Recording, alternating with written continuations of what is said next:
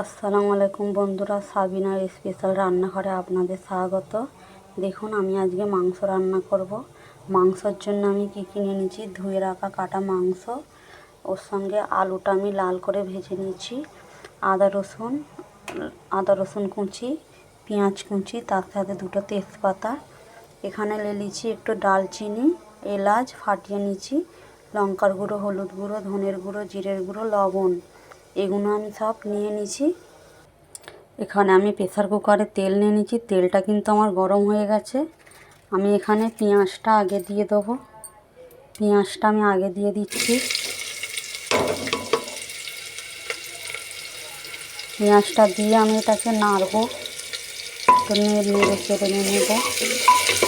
যতক্ষণ না এটা লাল হয়ে যাচ্ছে ততক্ষণ আমি এটাকে নাড়বো। দেখুন, পেঁয়াজটা আমার লাল হয়ে গেছে, দেখতেই পাচ্ছেন। আমি এবারে এর মধ্যে আমি আদা রসুন কুচিটা আমি দিয়ে দেবো, যেটা আমি আগে থেকে রেখেছিলাম। আদা রসুন কুচিটা দেওয়ার পরে আমি আবারও এটাকে নাড়াচাড়া করব, একটু লাল করে নেব। মাংসটা কিন্তু আমি এখন দিচ্ছি না, এটা যতক্ষণ না লাল হয়ে যায়।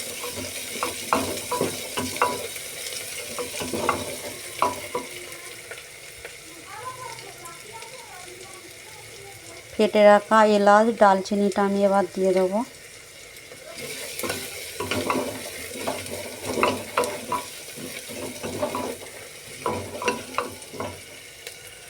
দেখুন, পেঁয়াজটা আমার লাল হয়ে গেছে। এবারে মাংসগুলো আমি এর মধ্যে দিয়ে দেবো।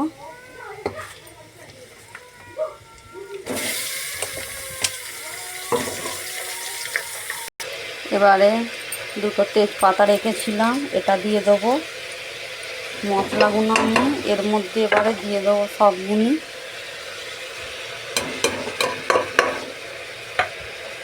এবারে এটাকে আমি কষে নেবো ভালো করে, একদম ভালোভাবে এটা কষতে হবে, নাহলে মশলাটা কিন্তু চারিদিকে এটা হবে না। দেখুন, কালারটা কিন্তু খুব সুন্দর হয়েছে। এবারে আমি এখানে এক বাটি পানি দিয়ে দেবো। দেখুন, এবারে আমি এতে এক বাটি পানি দিয়ে দিচ্ছি। পানিটা দিয়ে আমি এটাকে ঢেকে দেবো। দেখুন, আমি 4টে সিটি নিয়ে নিয়েছি। আমার কষাটা কিন্তু আমার হয়ে গেছে। এবারে কিন্তু আমি আলুগুলো সব দিয়ে দেবো এর মধ্যে।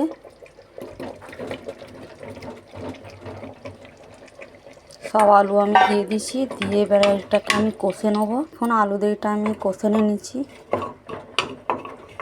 কত সুন্দর এটা হয়েছে। এবারে আমি বড় বাটির এক বাটিখানে পানি দিয়ে দেবো। পানিটা দিয়ে আমি নুনটা একবার চেক করে নেব ঠিক হয়েছে কি না। সবই ঠিক আছে, নুনটা চেক করে নিয়েছি। এবারে এটাকে ঢেকে দেবো, ঢেকে দিয়ে 2টো সিটি নিয়ে নেব। দেখুন, রান্নাটা আমার কমপ্লিট হয়ে গেছে। আলু দিয়ে মাংসর ঝোল, একটু ঝোলটা আমি রেখেছি, আপনারা চাইলে নাও রাখতে পারেন। দেখুন কেমন হয়েছে বলুন। আর এরকম রান্না সবাই যদি পছন্দ করে থাকে, রান্না করে খাবে অতি অবশ্যই। আমি আবার একটা নতুন ভিডিও নিয়ে আসবো। খোদা হাফেজ।